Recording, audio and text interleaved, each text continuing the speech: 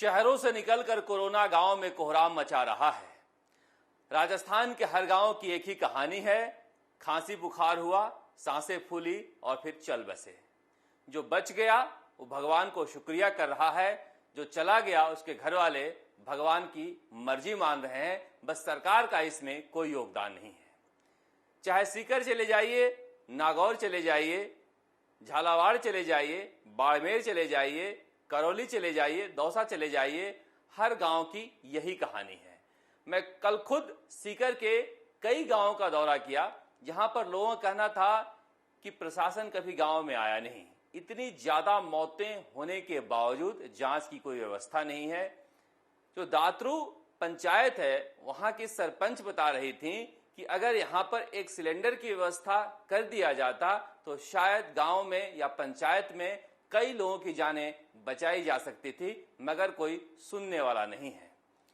पंचायत का doctor corona positive हो गया है और जो ऑफिस संभालने वाला लड़का है या फिर उसे कहें कि लैब असिस्टेंट है, उसका कहना था कि जब हमने डॉक्टर साहब से कहा कि मैं दिन भर आप ही के साथ काम करता हूं, मेरी भी टेस्टिंग करा दीजिए, तो डॉक्टर साहब ने कहा कि तुम लोगों के लिए टेस्टिंग है ही नहीं। इस तरह के हालात ग्रामीण इलाकों में हैं। जब अस्पताल में काम करने वाले लैब असिस्टेंट की टेस्टिंग नहीं हो पा रही है, तब गांव में क्या टेस्टिंग हो रही होगी, आप अंदाजा लगा सकते हैं। गोविंद सिंह डोटासरा, जो कांग्रेस के प्रदेश अध्यक्ष हैं, शिक्षा मंत्री हैं, 3 दिन पहले मुख्यमंत्री अशोक गहलोत के साथ हुए वीसी में कहे कि गांव में छोटे छोटे आइसोलेशन सेंटर बनाकर वहां पर व्यवस्था करनी चाहिए, मगर हो कुछ नहीं रहा है। सब कुछ हवा हवाई है। अब जाकर सरकार कह रही है कि जयपुर के लिए अलग रणनीति बनाई जाएगी, गांव के लिए अलग रणनीति बनाई जाएगी। जब इस तरह से मौत का तांडव ग्रामीण इलाकों में मचा हुआ है, तब सरकार रणनीति बनाएगी तो फिर कैसे कोरोना पर काबू पाया जाएगा। दरअसल देश में समस्या राजनीति को लेकर है। कोरोना के मामलों में इतनी ज्यादा राजनीति हो रही है कि काम हो ही नहीं पा रहा है। अब हमारे मुख्यमंत्री अशोक गहलोत ने एक बार फिर से चिट्ठी लिखी है कि राजस्थान में ऑक्सीजन की कमी है, जल्दी से जल्दी बिना भेदभाव किए राजस्थान में ऑक्सीजन भेजी जाए। अब कोई उनसे पूछे कि 1.5 महीने से ज्यादा का वक्त हो गया है, 1.5 से 2 महीने में ऑक्सीजन प्लांट लग जाता है, आपने कितने प्लांट लगाए? जयपुर के टीबी अस्पताल में ऑक्सीजन प्लांट था और है, कुछ तकनीकी खराबी से वो बंद पड़ा हुआ है। क्या 1.5-2 महीने में वो ठीक नहीं हो सकता था? मगर हम दूसरे के ऊपर जिम्मेदारी डालकर आराम से बच जाना चाहते हैं। इसके पहले उन्होंने चिट्ठी लिखी कि वेंटिलेटर जो राजस्थान में आए वो खराब हैं, किसने खरीद की, टेंडर की पूरी जांच की जाए। अब समस्या है कि जब वेंटिलेटर आए थे तब आप खोलकर देख लिए होते, उन कमियों को दुरुस्त कर दिया जाता तो शायद इस तरह की स्थिति नहीं आती। जयपुर में जो वेंटिलेटर आए थे उनमें जो कमियां थी वो ठीक करा दी गई और सभी काम कर रहे हैं।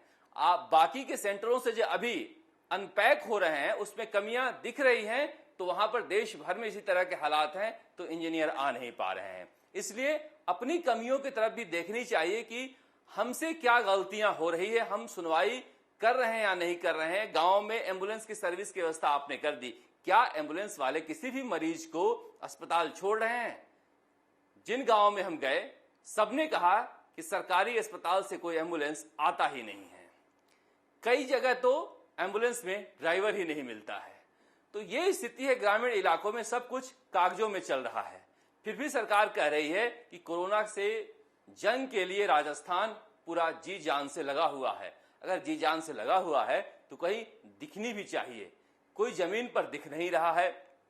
कई अस्पतालों का हमने दौरा किया, वहां पर न डॉक्टर हैं न नर्स हैं। अब सवाल उठता है कि एक एक नर्स जो है, एएनएम है, वो 3-3, 4-4 उप स्वास्थ्य केंद्रों पर जाती है।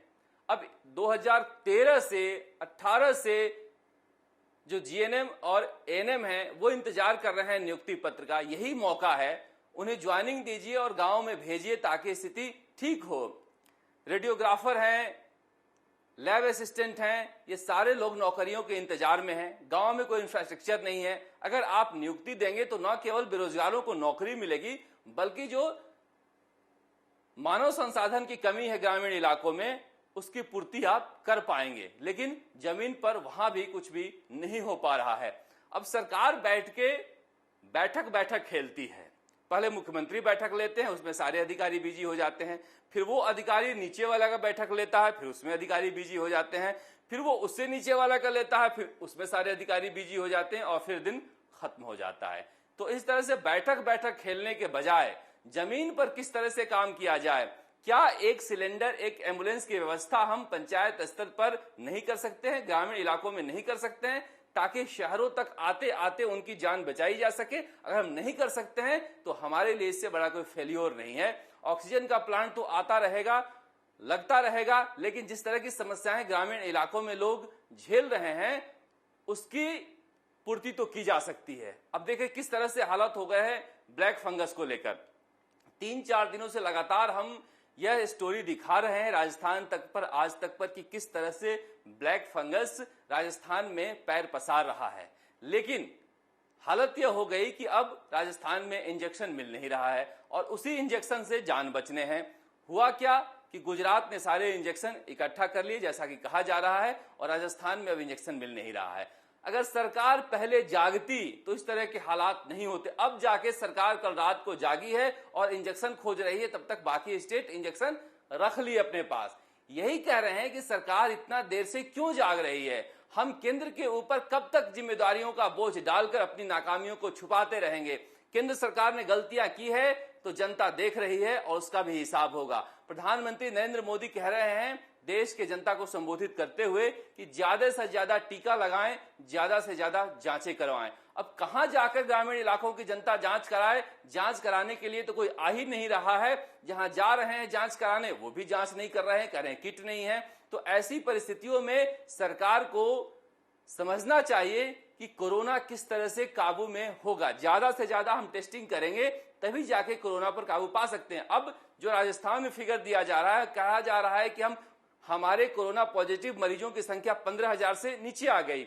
जब हमने उसको आंकड़ों को देखना शुरू किया तो पिछले गुरुवार को करीब 78,000 लोगों की जांचें हुई थी और उससे 10,000 कम इस बार पिछली गुरुवार को हुई है। यानी 2 गुरुवार के बीच में हमने 10,000 जांचें कम कर दी। जब जांचें कम करेंगे तो निश्चित रूप से कोरोना पॉजिटिव मरीजों की संख्या कम आएगी। जब कम आएगी तो हम सोचेंगे सब कुछ ठीक हो रहा है और फिर हम मेहनत करना बंद कर देंगे। यही हालत ग्रामीण इलाकों में हो रहा है, क्योंकि जनता की जानें जा रही है और उन जानों का कोई आंकड़ा नहीं है। कोरोना से मौत कहीं नहीं जा रही है। जब मौतों का आंकड़ा सरकार के पास आ नहीं रहा है तो सरकार तो आंकड़ों पर ही काम करती है। वो समझती है कि ग्रामीण इलाकों में सब कुछ ठीक है। तो ना पॉजिटिव मरीजों का आंकड़ा हम सही दे रहे हैं, न मरने वालों का आंकड़ा सही हम दे रहे हैं। अगर हम आंकड़े सही नहीं देंगे तो काम भी नहीं करेंगे और यही राजस्थान में हो रहा है।